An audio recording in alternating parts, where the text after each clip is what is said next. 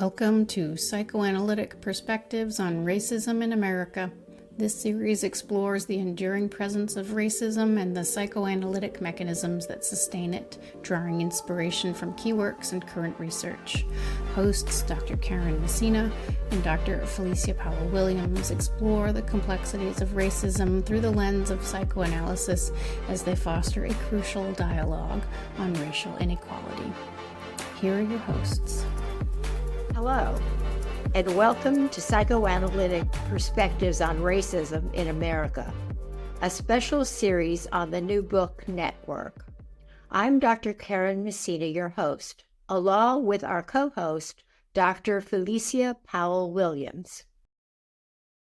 Podcast, we talked about Dr. Martin Luther King's book and how relevant it is today. Basically, we kind of gave a foundation of how we got started and how the podcast got started. And actually, it came about because of the Holmes Commission on Racial Equality. And also, I saw again, for the fourth or fifth time, Black analysts speak. And I thought that a podcast would be really wonderful to put together, especially at this particular time in America. So anyway, I spoke with Marshall Poe, who is the editor-in-chief of the New Books Network, and we were off and running. And I was very pleased and fortunate to have Dr. Felecia Powell-Williams join me. So today we're going to talk about the role of mechanisms of defense, because you really want to highlight what happens from a psychoanalytic perspective on racism. It isn't talked about too often, but we want to bring this to the conversation. Again, we just want to mention Dr. King's book again, because something he said is so very valuable. Much of what he said is so valuable. And I think if people had done what he suggested, our country wouldn't be in the place it is today. But having said that, we are where we are. But the phrase that I think is so important is that the truth shall set you free. There isn't a great deal of that in our country today. It may apply to the world as well, but we're focusing on America. Now, why do people fail to tell the truth? Why do they lie, deceive, tell people fanciful stories? Well, there are various reasons. Sometimes people are scared to be honest. I find in my work and in knowing people in the world that many people are averse to conflict. So if they think something's going to be conflictual, they make something up. So again, that's out of the category of scared to be honest. Mm-hmm. And then there are people who purposefully throw others off.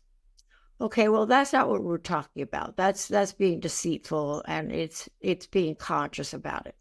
But what we want to focus on is being unaware of ourselves. Now, Felecia has some great examples of that as well. But being unaware, it's something we maybe have a sense that something's painful or difficult. We definitely know it's difficult.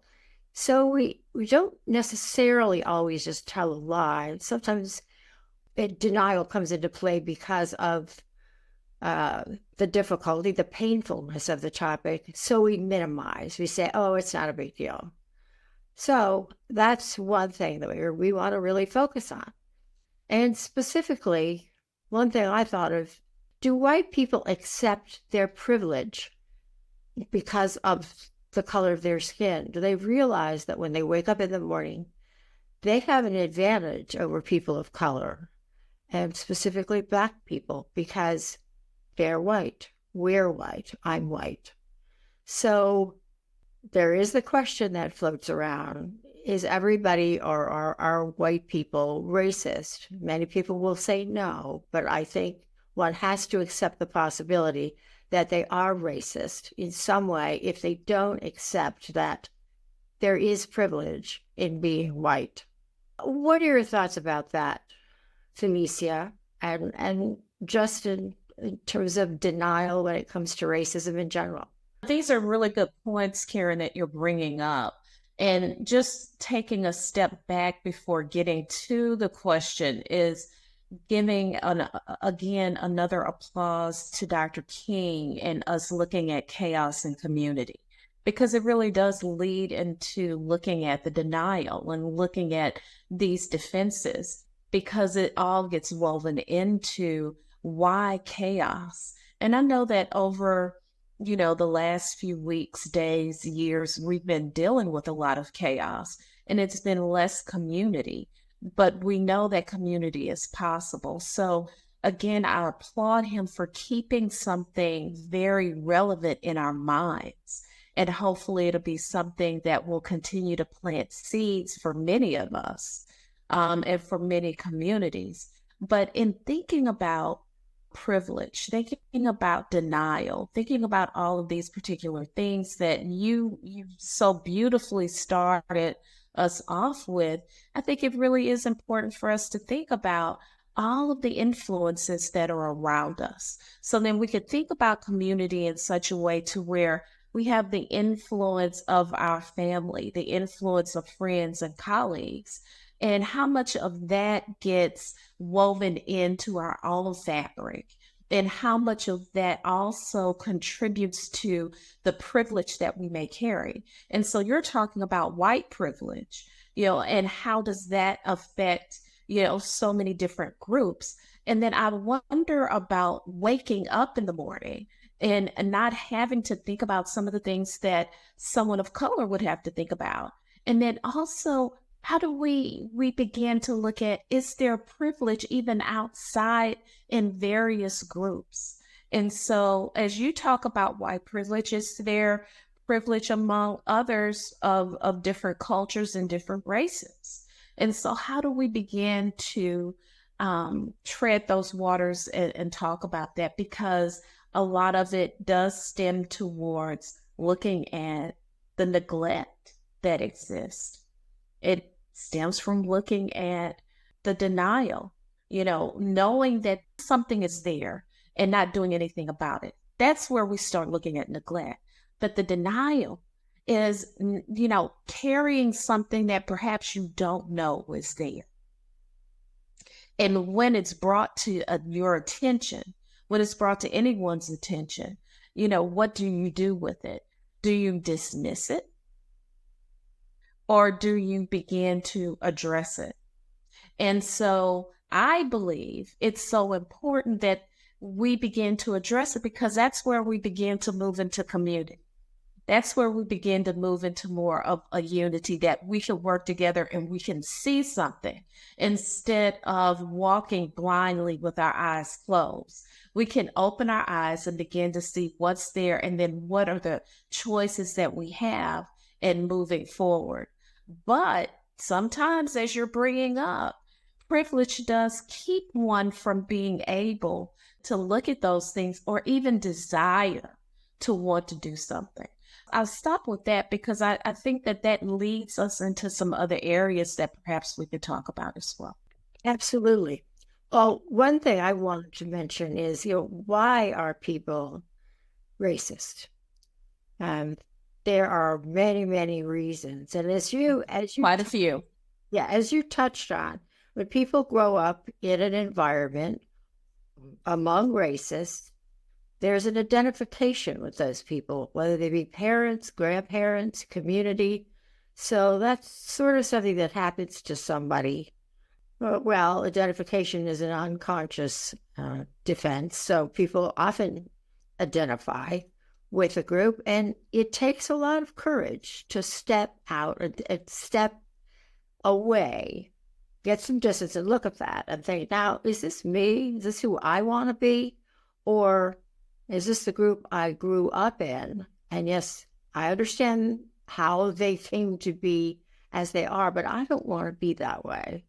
That's not always easy. Sometimes it takes help from other people, probably most of the time. I think what happens also in groupthink is that it's easier just to go along with the group. and that happens in many situations. I think of it as, it doesn't mean it's the only way to think of it, but I think of it as people being averse to conflict. It's hard for people to say, to stand up to a group and say, wait a minute, you people think that. You can say this respectfully, which is, mentalization, which we touched on before. That's right. But you can have your opinion, but this is my opinion, and it's different than yours. So many people get into the group think mode, and it's hard for them to get out of it. So I think one person who does an excellent job in describing denial, and I think fits into what he says, is what Philippe Copeland says. He's a professor at, as you know, at Boston University. And he talked about two types of denial: strategic denial and psychological denial. Now, psychological denial we'll get into next, but that's basically what we've been talking about. When you don't know that you're doing something, you've identified with a group and you kind of carry out, you start to think or carry out the behaviors of that group, but you really haven't thought about why you're doing it. So that's unconscious. But let's start with strategic denial. And I read about Philippe Copeland first in TAP, which is the American psychoanalyst, Austin Ratner, who is the editor-in-chief of TAP, as you well know. It's a wonderful magazine. And a beautiful article. Oh, absolutely. He interviewed Dr. Copeland and talked about these two differences. And it opened my eyes to different ways of looking at, or a different way of looking at racism. So in strategic denial, it's minimizing racism. It's just playing it down. That's right. It's not there. It's not a big deal. There's a paper that we found in The Emancipator, which is put out by theemancipator.org. And this it's an illustration. And it has a hand, a red hand, and it says, "Oh, I see what you did there." Okay, so it points to a lot of little, it's sort of thought clouds. And these some sayings that sort of illustrate what I'm talking about, which Dr. Copeland talks about. It illustrates how people minimize racism. Like, one thing is, racism is no longer a problem. Racism isn't as bad as it used to be. Well, really? Now, that could be a week-long conference. Or you're just playing the race card. Yeah. Okay. What does that mean? Really? Yeah. Why not? You're overreacting. Right. Same. Yep. Or it's just a joke. Whatever is said. No, it's no big deal. Why does everybody have to make such a big deal about this? Another one is, you're overreacting. Well, they're reacting based on what they feel, I'm assuming. That's right.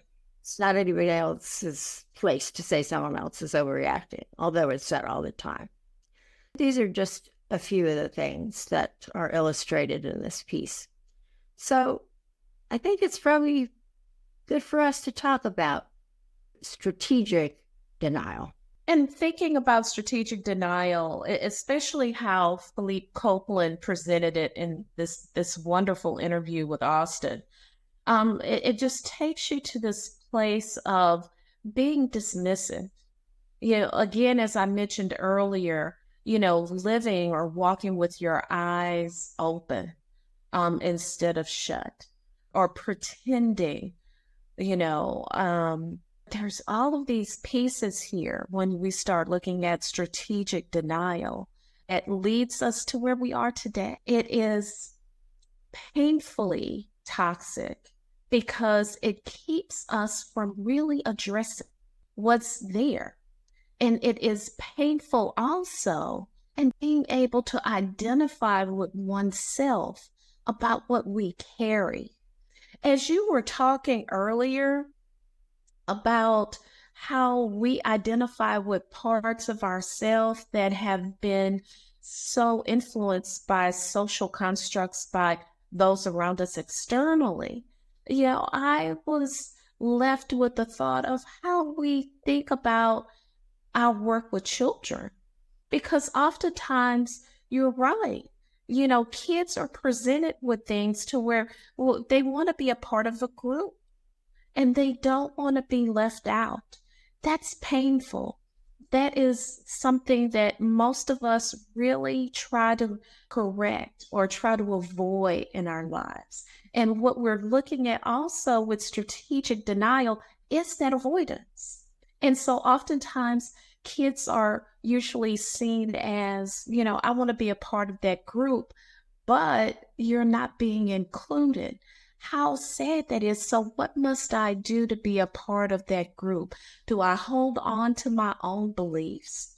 Do I hold on to what I have received from, my parents and, all of those particular morals and things of that nature? Or do I make the adjustment? Do I deny that in order to be here? And so it's really hard. It's hard for us to let go of that because we don't want to be alone and we don't want to be considered not a part of. So we see that often when we start looking at things such as strategic denial, is that there's something that we're trying to avoid so that we don't feel as if we are alone in this. We don't like holding our pain. We don't like holding something that brings shame and guilt. And then we end up in those places that clearly we don't enjoy looking at within ourselves. Absolutely. That's so important.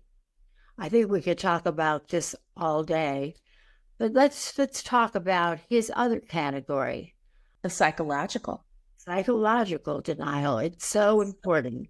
One thing he says that's really important is that there is something positive in guilt. He says that guilt is a great motivator. Now you wonder, you think, well, is that really, what does that mean?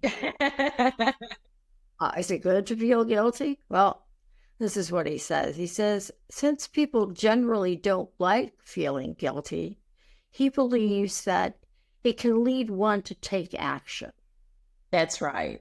You're learning about racism and you're feeling bad about it, do something about it. In the community, in your relationships, wherever you can, get involved, do something. So I think that's pretty powerful. What do you think? No, that is, I really appreciated him putting that out there. I thought that was really important because often we get stuck, and he does talk about getting stuck. So when there is the guilt, can the guilt be that motivator? Can it really help us to move into a place to where we do something and not get stuck? Because when we get stuck in it, that's where things really do get dangerous. But there's a lot that we can do. There's a lot that we can lend. There's a lot that we can think about together. And so that way that we don't lose sight and we can see what we need to see and take action. I think that it was a wonderful way for Philippe to put that into play in his description of looking at psychological denial. Definitely. I think in some ways there are parallel things that Dr. King said that Philippe Copeland has said. So kind of going back in history to Dr. King's statement and many of his ideas that were not followed up on, why weren't his ideas considered? Yeah, that's a wonderful question, Karyne. Yeah, what type of denial played a role? Uh-huh. What are the ramifications of this defense mechanism on Black psychoanalysts, Black psychotherapists, and all mental health workers in America today? Well, there's here we go. We're looking at the strategic versus the psychological. And so when we begin to wonder out loud about why wasn't it? It leads us into thinking about all of those strategic components that go into not looking at what's there, dismissing what is in front of us. Just like you shared earlier with some of those examples of you're overreacting, it's not as bad as it looks, we can get to that later. All of those things where you put it aside because it's hard to deal not only with what you see, but with what you carry inside.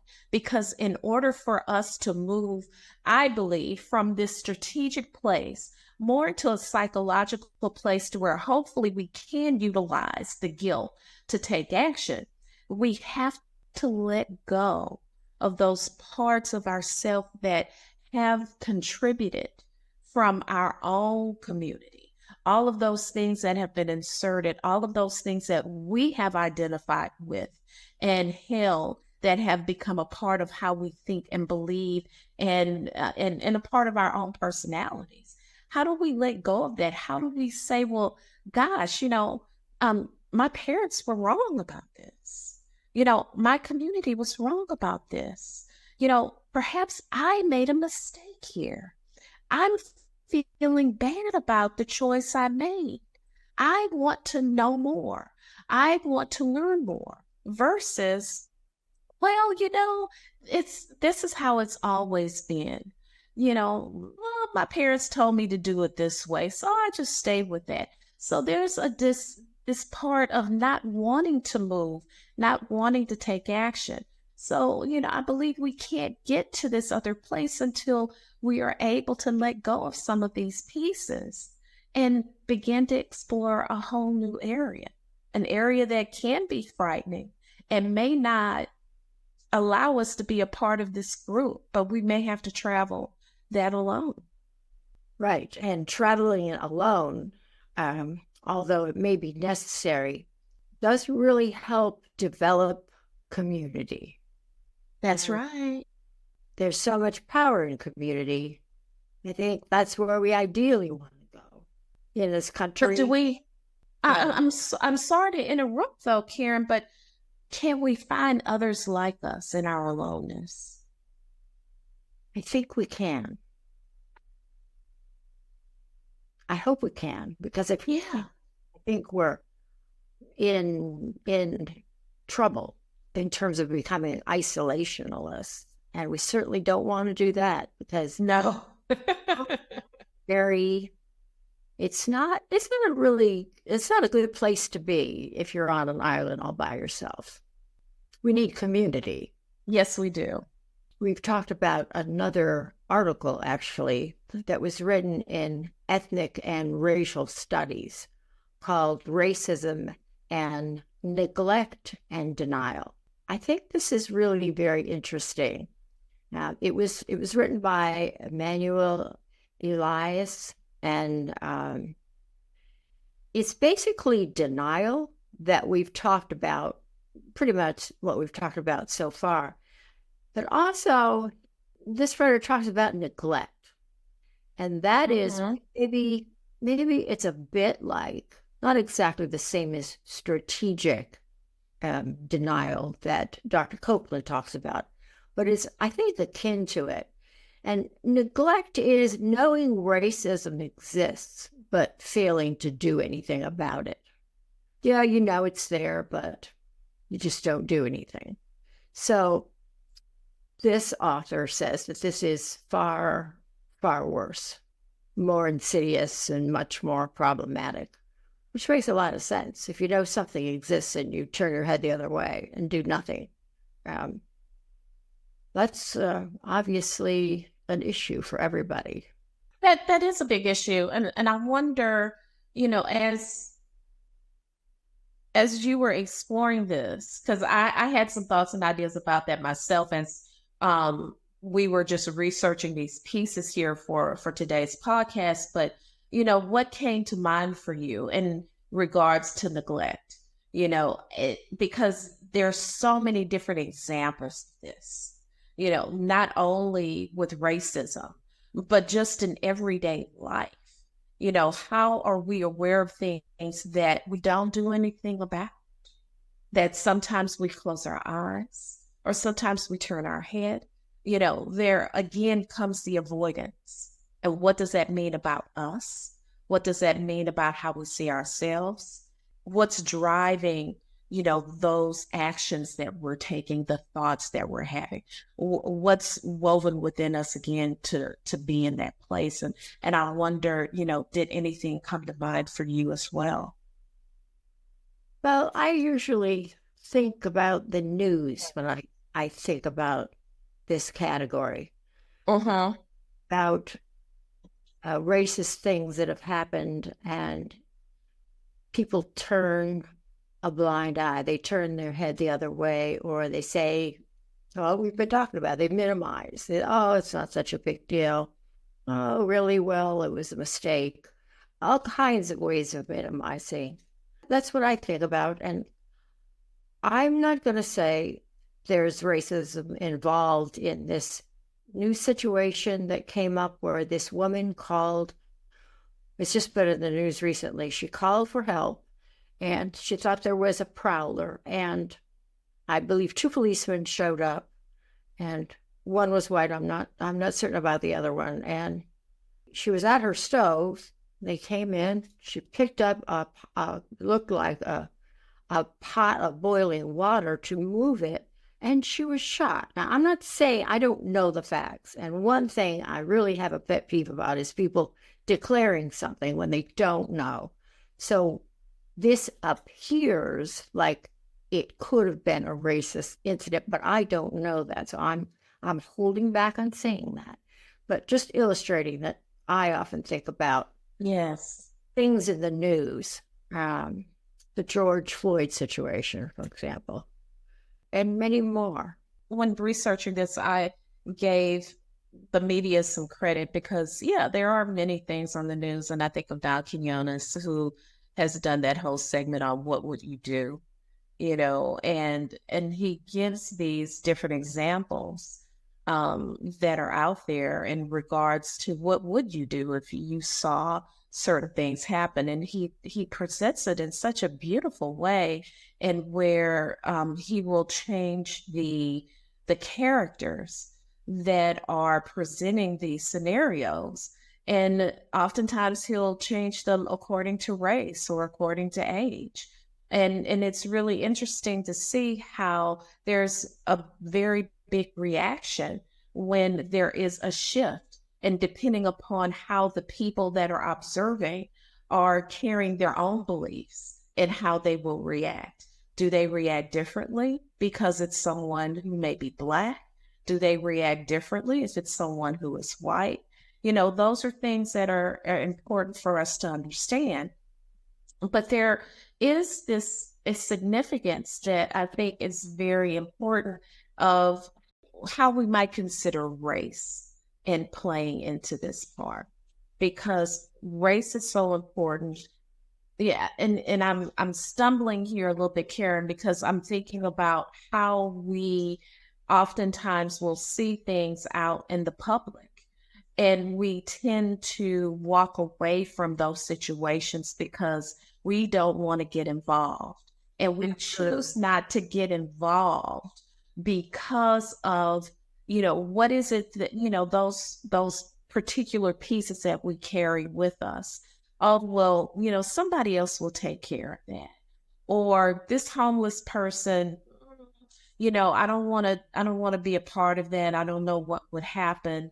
Or feeling uncomfortable because of someone's race or culture, but we oftentimes will walk away from those particular scenarios, and teaching about race and culture and other components related to inclusion. There has been so many examples that have come up within participants from those classes of how they have been able to avoid life experiences such as incarceration, certain consequences because of the color of their skin. So it is quite interesting, to think about this, because oftentimes there is the marginalizing. There are these pieces that do come up for us, and how involved do we want to be in it? I know the Holmes Commission, which you are very familiar with. Yes. I read it several times, but I know that you're very involved. Couldn't help but think about psychoanalytic institutes where you think people would be very open-minded, and if they did something of a racist nature, that they would be able to admit it. I'm talking about psychoanalysts. And yet many students, candidates, students of color, don't feel recognized. And if there is some sort of racist incident, it's not really fully explored in an open way. And people don't admit to their shortcomings. That's but an illustration of something that happens in just one small area of life, which just multiply that by many hundreds of situations or places. That's right. That's right. That's a very good point. Well, I think we could talk about denial for a very long time. This has gotten us started with mechanisms of defense and how racism really is affected by all kinds of mechanisms of denial and just defense mechanisms in general. And that's what we're going to explore in the coming episodes. And we'll be doing other things as well. We'll be interviewing people and talking about books and talking about, I do want to make sure we talk about current events, because there's a lot that is going to happen. We must talk about those things, definitely. And in talking about denial, I think one of the pieces we need to at least make sure that we tap into is the denying of one's own prejudice. Their piece is so important, and looking at that as we continue, sharing more content. Absolutely. Because that's a very major piece here. Absolutely.